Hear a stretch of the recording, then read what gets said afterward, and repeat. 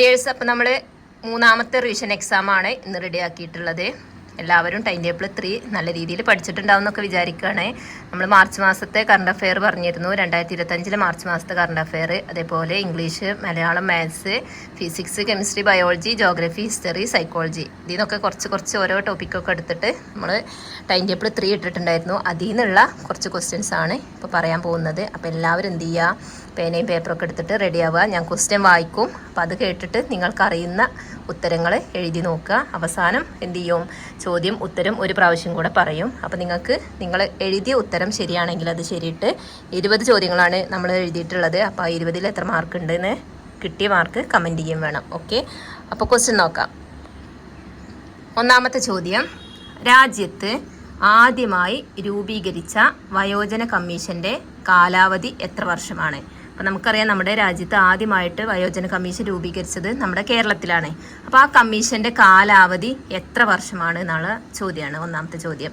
രാജ്യത്ത് ആദ്യമായി രൂപീകരിച്ച വയോജന കമ്മീഷൻ്റെ കാലാവധി എത്ര വർഷമാണ്?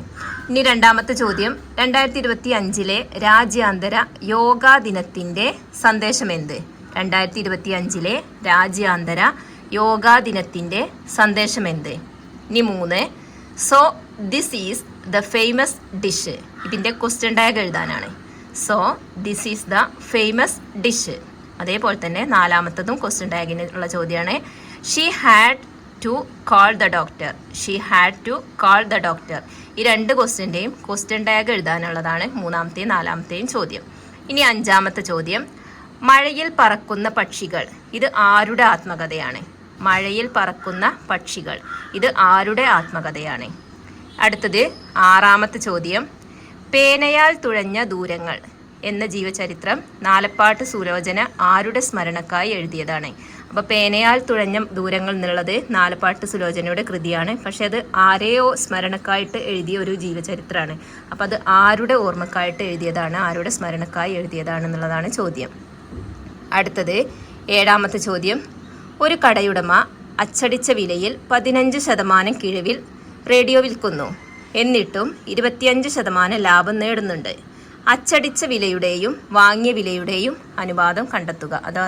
അത് രണ്ടിൻ്റെയും റേഷ്യോ എത്രയാണെന്നാണ് ചോദ്യം. ഒന്നും കൂടെ വായിക്കുക.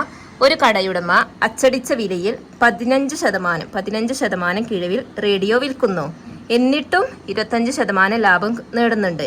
അങ്ങനെയെങ്കിൽ അച്ചടിച്ച വിലയുടെയും വാങ്ങിയ വിലയുടെയും അനുപാതം എത്ര എന്നുള്ളതാണ് ചോദ്യം. ഇനി അടുത്തത് എട്ടാമത്തെ ചോദ്യം, 11% നഷ്ടത്തിന് പകരം 7% ലാഭത്തിന് ഒരു വസ്തു വിൽക്കുന്നതിലൂടെ ഒരാൾക്ക് 720 രൂപ കൂടുതൽ ലഭിക്കും. ആ വസ്തുവിൻ്റെ വാങ്ങിയ വില എത്രയാണ്?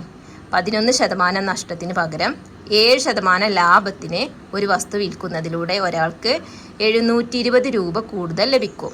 അങ്ങനെയെങ്കിൽ ആ വസ്തുവിൻ്റെ വാങ്ങിയ വില എത്രയാണ്? ഇനി അടുത്തത് 9ാമത്തെ ചോദ്യം, ഒരു ദ്രാവകോപരിതലം അതിൻ്റെ വിസ്തീർണം പരമാവധി കുറയ്ക്കാനായി ഉളവാക്കുന്ന ബലം ഏത് പേരിൽ അറിയപ്പെടുന്നു? ബലത്തിൽ നിന്നുള്ള ചോദ്യമാണ്. ഒരു ദ്രാവകോപരിതലം അതിൻ്റെ വിസ്തീർണം പരമാവധി കുറയ്ക്കാൻ വേണ്ടിയിട്ട് ഉളവാക്കുന്ന ബലം എന്ത് പേരിലാണ് അറിയപ്പെടുന്നത്? 10ാമത്തെ ചോദ്യം, കേശികത്വത്തിന് കാരണമായ ബലങ്ങളേവ? കേശികത്വത്തിന് കാരണമായ ബലങ്ങളേവ? 11, സിങ്ക്, കാഡ്മിയം, മെർക്കുറി തുടങ്ങിയ ലോഹങ്ങൾ ശുദ്ധീകരിക്കുന്നത് ഏത് പ്രക്രിയ വഴിയാണ്? സിങ്ക്, കാഡ്മിയം, മെർക്കുറി ഈ ലോഹങ്ങൾ ശുദ്ധീകരിക്കുന്നത് ഏത് പ്രക്രിയ വഴിയാണ്? ഇനി അടുത്തത് 12ാമത്തെ ചോദ്യം, ശരിയായ പ്രസ്താവന ഏത് എന്നുള്ളതാണ്. 2 പ്രസ്താവന. അതിൽ എ പ്രസ്താവന എല്ലാ അയിരുകളും ധാതുക്കളാണ്. ബി പ്രസ്താവന എല്ലാ ധാതുക്കളും അയിരുകളാണ്. ഇതിൽ ഏതാണ് ശരിയെന്ന് എഴുതാനുള്ളതാണ്. 2 പ്രസ്താവന ശരിയാണോ, രണ്ടും തെറ്റാണോ, അതൊന്ന് ശരി ഒന്ന് തെറ്റാണോ, അങ്ങനെ ഏത് പ്രസ്താവനയാണ് ശരിയായത് എന്നുള്ളത് എഴുതുക. എല്ലാ അയിരുകളും ധാതുക്കളാണ്, അതേപോലെ എല്ലാ ധാതുക്കളും അയിരുകളാണ്. അടുത്തത് 13ാമത്തെ ചോദ്യം, ഐലറ്റ്സ് ഓഫ് ലാംഗർഹാൻസിലെ ബീറ്റാ കോശങ്ങൾ ഉൽപ്പാദിപ്പിക്കുന്ന ഹോർമോൺ ഏത്? ഐലറ്റ്സ് ഓഫ് ലാംഗർഹാൻസിലെ ബീറ്റാ കോശങ്ങൾ ഉൽപ്പാദിപ്പിക്കുന്ന ഹോർമോൺ ഏത്? ഇനി 14, രക്തത്തിൽ കാൽസ്യത്തിൻ്റെ അളവ് വർദ്ധിപ്പിക്കുന്ന ഹോർമോൺ ഏതാണ്? രക്തത്തിൽ കാൽസ്യത്തിൻ്റെ അളവ് വർദ്ധിപ്പിക്കുന്ന ഹോർമോൺ ഏത്? 15, ഉത്തര മഹാസമതലത്തിലെ പടിഞ്ഞാറ് ഭാഗത്ത് സ്ഥിതി ചെയ്യുന്ന മരുഭൂമി ഏത്? ഉത്തര മഹാസമതലത്തിലെ പടിഞ്ഞാറ് ഭാഗത്ത് സ്ഥിതി ചെയ്യുന്ന മരുഭൂമി ഏതാണ്? ഇനി അടുത്തത് 16ാമത്തെ ചോദ്യം. ഭാരതീയ സംസ്കാരത്തിൻ്റെ ഈറ്റില്യം എന്നറിയപ്പെടുന്ന ഭൂപ്രദേശം ഏത്? ഭാരതീയ സംസ്കാരത്തിൻ്റെ ഈറ്റില്യം എന്നറിയപ്പെടുന്ന ഭൂപ്രദേശം ഏത്? 17. തിരുവിതാംകൂറിലെ ധീരദേശാഭിമാനിയായിരുന്ന വേലുത്തമ്പി ദളവയുടെ ജനന സ്ഥലം എവിടെ? എവിടെയാണ് ജനിച്ചത്? വേലുത്തമ്പി ദളവ എവിടെയാണ് ജനിച്ചത്? അടുത്തത് 18ാമത്തെ ചോദ്യം. വേലുത്തമ്പി ദളവയുടെ പേരിലുള്ള കോളേജ് സ്ഥിതി ചെയ്യുന്നത് എവിടെയാണ്? വേലുത്തമ്പി ദളവയുടെ പേരിലുള്ള കോളേജ് സ്ഥിതി ചെയ്യുന്നത് എവിടെ? 19. കുഞ്ഞുങ്ങളെ പരിചരിച്ചുകൊണ്ട് അടുത്ത തലമുറക്കായി പ്രവർത്തിക്കാൻ ആഗ്രഹിക്കുന്ന ഘട്ടമെന്ന് എറിക്സന്റെ ഘട്ടത്തിലെ ഏത് ഘട്ടത്തിലാണ് വിശദീകരിക്കുന്നത്? അതായത് എറിക്സന്റെ ഘട്ടങ്ങളുണ്ട്, ഒരുപാട് ഘട്ടങ്ങളില്ലേ, ആ ഘട്ടത്തിലെ ഏതോ ഒരു ഘട്ടത്തിൽ കുഞ്ഞുങ്ങളെ പരിപാലിച്ചുകൊണ്ട് അടുത്ത തലമുറക്കായി പ്രവർത്തിക്കാൻ ആഗ്രഹിക്കുന്ന ഒരു ഘട്ടമാണെന്ന് പറയുന്നുണ്ട്. അത് ഏത് ഘട്ടമാണെന്നുള്ളതാണ് എഴുതേണ്ടത്. അടുത്തത് ലാസ്റ്റ് 20ാമത്തെ ചോദ്യം. അഡോളസെന്റ് അഗ്രഷൻ എന്നത് ആരുടെ കൃതിയാണ്? അഡോളസെന്റ് അഗ്രഷൻ എന്നത് ആരുടെ കൃതിയാണ്?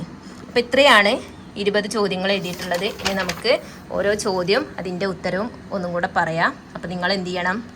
നിങ്ങൾ എഴുതിയിട്ടുണ്ടാവും എന്ന് വിചാരിക്കണം, അറിയുന്ന ഉത്തരങ്ങളൊക്കെ എഴുതിയിട്ടുണ്ടാവും എന്ന് കരുതാണ്. അപ്പോൾ ഓരോ ചോദ്യം വായിക്കുമ്പോഴും അതിൻ്റെ ഉത്തരം കേട്ട് നിങ്ങൾ എഴുതിയത് ശരിയാണോ നോക്കുക. അത് ശരിയാണെങ്കിൽ കറക്റ്റായിട്ട് ടിക്കിട്ട് പോവുക. തെറ്റായതുണ്ടെങ്കിൽ അവിടെ ഉത്തരം എഴുതി വെക്കുക. അത് ആ ഭാഗം ഒന്നും കൂടെ ഒന്ന് വായിക്കും ചെയ്യാം. എക്സാമൊക്കെ നടത്തുന്നതിന് ഉപകാരമാവുള്ളൂ. അല്ലാതെ നമ്മളിങ്ങനെ വെറുതെ എന്തെങ്കിലുമൊക്കെ വായിച്ച് പോയിട്ട് കാര്യമല്ലോ. കൃത്യമായിട്ട് ഒരു ഓർഡറിൽ പഠിച്ചു പോകണം. അതുകൊണ്ടാണ് ഇടയ്ക്കിടയ്ക്ക് ഇങ്ങനെ ടൈം ടേബിളും റിവിഷൻ എക്സാമും ഇടുന്നത്. അത് നല്ല രീതിയിൽ ചെയ്തു പോവാം. അപ്പോൾ ഒന്നാമത്തെ ചോദ്യം എന്തായിരുന്നു? രാജ്യത്ത് ആദ്യമായി രൂപീകരിച്ച വയോജന കമ്മീഷൻ്റെ കാലാവധി എത്ര വർഷം എന്നുള്ളതായിരുന്നു? അത് 3 വർഷമാണ്. നമ്മുടെ കേരളത്തിലാണ് ആദ്യമായിട്ട് വയോജന കമ്മീഷൻ വന്നത്. അതിൻ്റെ കാലാവധി 3 വർഷമാണ്. രണ്ടാമത്തെ ചോദ്യം 2025 രാജ്യാന്തര യോഗാ ദിനത്തിൻ്റെ സന്ദേശം പിന്നെ ഏക ഭൂമി ഏക ആരോഗ്യത്തിന് യോഗ എന്നുള്ളതാണ്. ഏക ഭൂമി ഏക ആരോഗ്യത്തിന് യോഗ. മൂന്നാമത്തതും 4ാമത്തതും ക്വസ്റ്റ്യൻ ടാഗ് ആയിരുന്നു. അപ്പോൾ this is the famous dish, അതിൻ്റെ ക്വസ്റ്റ്യൻ ടാഗ് വരുന്നത് ഈസ് ഇറ്റ് എന്നുള്ളതാണ്. അപ്പോൾ ഈസ് സോ എന്നുള്ളത് അവിടെ നെഗറ്റീവ് വേർഡാണ്, അതുകൊണ്ടാണ് നമ്മൾ പോസിറ്റീവ് ടാഗ് എടുത്തത്. അപ്പോൾ ഈസ് ഇറ്റ് എന്നുള്ളതാണ് ക്വസ്റ്റ്യൻ ടാഗ്. 4ാമത്തത് she had to call the doctor, അതിൻ്റെ ക്വസ്റ്റ്യൻ ടാഗ് വരുന്നത് ഡിഡിൻ്റെ ഷീ എന്നുള്ളതാണ്. നമുക്കവിടെ തെറ്റിപ്പോവാൻ ഒരുപാട് സാധ്യത ഉള്ളതാണ്. കാരണം ഹാഡ് ടു വരുമ്പോൾ എന്താണ് ഡിഡിൻ്റെ ആണ് വരേണ്ടത്. അത് നമ്മൾ വിചാരിക്കും ഹാഡ് ഷീ എന്നാണ് കൊടുക്കേണ്ടത്, അല്ലെങ്കിൽ ഹാഡിൻ്റെ ഷീ എന്നാണ് വിചാരിക്കും. പക്ഷേ നമുക്ക് പ്രത്യേകമായിട്ട് പഠിക്കാണ്ട് ക്വസ്റ്റ്യൻ ടാഗിൽ ഒരു പ്രത്യേക ടൈപ്പ് തന്നെയാണ് വരുന്നത്. ഹാവ് ടു വന്നാൽ ഡോണ്ട്, ഹാസ് ടു വന്നാൽ ഡസിൻ്റെ, ഹാഡ് ടു വന്നാൽ ഡിഡിൻ്റെ. അപ്പോൾ ഇവിടെ ഹാഡ് ടു ആണ് വന്നത്, അതുകൊണ്ട് ഡിഡിൻ്റെ ആണ് ചേർക്കേണ്ടത്. ഹാഡിൻ്റെ ഷീന്ന് എഴുതരുത്. ഹാഡ് ടു വന്നാൽ അവിടെ ഡിഡിൻ്റെ കൊടുക്കണം, മാറിപ്പോവരുത്. അടുത്തത് 5ാമത്തെ ചോദ്യം. മഴയിൽ പറക്കുന്ന പക്ഷികൾ ആരുടെ ആത്മകഥയാണ്? KR മീരയുടെ ആത്മകഥയാണ് കേട്ടോ. മഴയിൽ പറക്കുന്ന പക്ഷികൾ KR മീരയുടെ ആത്മകഥയാണ്. 6 പേനയാൽ തുഴഞ്ഞ ദൂരങ്ങൾ, അത് നാലപ്പാട്ട് സുലോചന ബാലാമണി അമ്മയെ കുറിച്ചിട്ട് എഴുതിയതാണ്. ഈ ബാലാമണി അമ്മയുടെ മകളാണ് നാലപ്പാട്ട് സുലോചന. അപ്പോൾ അവർ അമ്മയുടെ സ്മരണക്കായിട്ട് എഴുതിയതാണ്. അപ്പോൾ ബാലാമണി അമ്മയുടെ സ്മരണക്കായിട്ട്, ബാലാമണി അമ്മയുടെ ജീവചരിത്രമാണ് പേനയാൽ തുഴഞ്ഞ ദൂരങ്ങൾ എന്നുള്ളത്. അത് എഴുതിയത് നാലപ്പാട്ട് സുലോചനയാണ്. ഇനി 7ാമത്തത് മാത്സിലെ 7ഉം 8ഉം മാത്സിലെ ചോദ്യങ്ങളാണ്. അപ്പോൾ അതിൽ 7ാമത്തെ ചോദ്യത്തിൻ്റെ ഉത്തരം 25:17 ആണ്. 8ാമത്തെ ചോദ്യത്തിൻ്റെ ഉത്തരം 4000 ആണ്. അപ്പോൾ അത് ചെയ്യേണ്ട രീതി വേണമെങ്കിൽ ഞാൻ വിടണ്ട്. ഇപ്പോൾ ഉത്തരം മാത്രം പറഞ്ഞു പോവട്ടോ. അടുത്തത് 9ാമത്തെ ചോദ്യം. 9ാമത്തെ ചോദ്യം. ഒരു ദ്രാവകോപരിതലം അതിൻ്റെ വിസ്തീർണം പരമാവധി കുറക്കാൻ ഉളവാക്കുന്ന ബലം ഏതാണെന്നുള്ളതാണ് ചോദ്യം. അതിൻ്റെ ഉത്തരം എന്ന് പറയുന്നത് പ്രതലബലാണ്. പ്രതലബലാണ്. ഒരു ദ്രാവകോപരിതലം അതിൻ്റെ വിസ്തീർണം പരമാവധി കുറക്കാൻ ഉളവാക്കുന്ന ബലം പ്രതലബലാണ്. ഇനി അടുത്തത് 10ാമത്തത്. കേശികത്വത്തിന് കാരണമായ ബലങ്ങളേവ? കേശികത്വത്തിന് കാരണമായ ബലങ്ങൾ കൊഹിഷൻ ബലവും അഡിഷൻ ബലവുമാണ്. കൊഹിഷനും അഡിഷനും ആണ് കേശികത്വത്തിന് കാരണമായ ബലങ്ങൾ. അടുത്തത് സിങ്ക്, കാഡ്മിയം, മെർക്കുറി തുടങ്ങിയ ലോഹങ്ങൾ ശുദ്ധീകരിക്കുന്ന പ്രക്രിയ സ്വേദനം വഴിയാണ്. സ്വേദനം വഴിയാണ് സിങ്ക്, കാഡ്മിയം, മെർക്കുറി തുടങ്ങിയ ലോഹങ്ങൾ ശുദ്ധീകരിക്കുന്നത്. ഇനി 12ാമത്തത്. എല്ലാ അയിരുകളും ധാതുക്കളാണ്, അതേപോലെ എല്ലാ ധാതുക്കളും അയിരുകളാണ്. ഇതിലേതാണ് ശരി ഏതാണ് തെറ്റ് എന്നുള്ളതായിരുന്നു. അതിൽ A ശരിയും B തെറ്റുമാണ്. അതായത് എല്ലാ അയിരുകളും ധാതുക്കളാണ്, പക്ഷെ എന്താണ്, എല്ലാ ധാതുക്കളും അയിരുകളല്ല. അങ്ങനെയാണ് ഉത്തരം വരുന്നത് കേട്ടോ. എല്ലാ അയിരുകളും ധാതുക്കളാണ്, എന്നാൽ എല്ലാ ധാതുക്കളും അയിരുകളല്ല. ഇനി 13ാമത്തെ ചോദ്യം. ഐലറ്റ്സ് ഓഫ് ലാംഗർ ഹാൻസിലെ ബീറ്റാ കോശങ്ങൾ ഉൽപ്പാദിപ്പിക്കുന്ന ഹോർമോൺ എന്ന് പറയുന്നത് ഇൻസുലിനാണ്.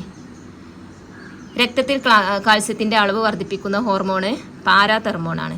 രക്തത്തിൽ കാൽസ്യത്തിൻ്റെ അളവ് കൂട്ടുകയും കുറക്കുകയും ചെയ്യുന്നുണ്ട്. അപ്പോൾ ഇവിടെ കാൽസ്യത്തിൻ്റെ അളവ് വർദ്ധിപ്പിക്കുന്ന ഹോർമോണാണ് ചോദിച്ചത്, അത് പാരാതെർമോണാണ്. ഇനി ഉത്തര മഹാസമതലത്തിൽ പടിഞ്ഞാറ് ഭാഗത്ത് സ്ഥിതി ചെയ്യുന്ന മരുഭൂമി ഏതാണ്? താർ മരുഭൂമിയാണ്. 16ാമത്തെ ചോദ്യം, ഭാരതീയ സംസ്കാരത്തിൻ്റെ ഈറ്റില്യം എന്നറിയപ്പെടുന്ന ഭൂപ്രദേശം ഉത്തര മഹാസമതലമാണ്. ഉത്തര മഹാസമതലം. തിരുവിതാംകൂറിലെ ധീരദേശാഭിമാനിയായിരുന്ന വേലുത്തമ്പി ദളവയുടെ ജന്മസ്ഥലം തലക്കുളാണ് കേട്ടോ. പിന്നെ അതേപോലെ തന്നെ അദ്ദേഹത്തിൻ്റെ പേരിൽ അറിയപ്പെടുന്ന കോളേജ്, വേലുത്തമ്പി ദളവയുടെ പേരിൽ അറിയപ്പെടുന്ന കോളേജ് എവിടെയാണ്? ധനുവച്ചപുരാണ്. തിരുവനന്തപുരം ജില്ലയിലെ ധനുവച്ചപുരത്താണ് വേലുത്തമ്പി ദളവയുടെ കോളേജ് സ്ഥിതി ചെയ്യുന്നത്. 19ാമത്തെ ചോദ്യം സൈക്കോളജിത്തെ ചോദ്യമാണ്. 19ഉം 20ഉം. അപ്പോൾ കുഞ്ഞുങ്ങളെ പരിപാലിച്ചുകൊണ്ട് അടുത്ത തലമുറക്കായി പ്രവർത്തിക്കാൻ ആഗ്രഹിക്കുന്ന ഘട്ടം എന്ന് പറയുന്നത് എറിക്സന്റെ ക്രിയാത്മക വേഴ്സസ് മന്ദത എന്നുള്ള ഘട്ടത്തിലാണ് പറയുന്നത്. ക്രിയാത്മകത വേഴ്സസ് മന്ദത എന്നുള്ള ഘട്ടത്തിലാണ് കുഞ്ഞുങ്ങളെ പരിപാലിച്ചുകൊണ്ട് അടുത്ത തലമുറക്കായി പ്രവർത്തിക്കാൻ ആഗ്രഹിക്കുന്ന ഘട്ടം എന്ന് പറയുന്നത്. ലാസ്റ്റ് അഡോളസെന്റ് അഗ്രഷൻ എന്നത് ആരുടെ പുസ്തകമാണ്? ആൽബർട്ട് ബന്ദൂരയുടെ പുസ്തകമാണ്. അഡോളസെന്റ് അഗ്രഷൻ എന്നുള്ളത് ആൽബർട്ട് ബന്ദൂരയുടെ ബുക്കാണ്. അപ്പോൾ ഇത്രയാണ് 20 ചോദ്യങ്ങൾ. 20 ചോദ്യങ്ങളും അതിൻ്റെ ഉത്തരവും കൃത്യമായിട്ട് പഠിച്ചു പോവുക. ഏതെങ്കിലും കിട്ടാത്ത ഭാഗങ്ങൾ ടഫായി തോന്നിയിട്ടുണ്ടെങ്കിൽ, തെറ്റിയതൊക്കെ ഉണ്ടെന്നുണ്ടെങ്കിൽ ഒന്നും കൂടെ ആ ഭാഗം വായിക്കുക. അപ്പം ഇനി അടുത്ത ടൈം ടേബിളുമായിട്ട് വീണ്ടും വരാം. Okay, thank